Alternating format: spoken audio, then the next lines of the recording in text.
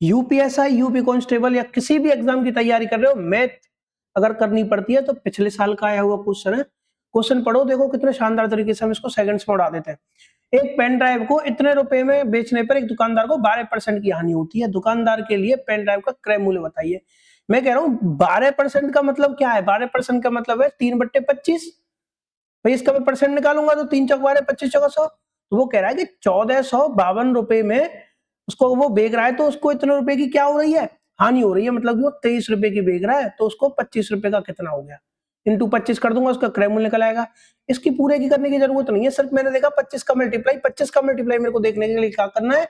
Last के 2 अंक किससे 25 से डिवाइड होने चाहिए। एक ही ऑप्शन है, ऑप्शन नंबर बी, जिसमें 25 से डिवाइड हो रहे हैं। पूरा क्वेश्चन करने की जरूरत नहीं थी। और शॉर्ट ट्रिक सीखना चाहते हो तो सब्सक्राइब कर लेना, डेली शॉर्ट ट्रिक सीखते हैं।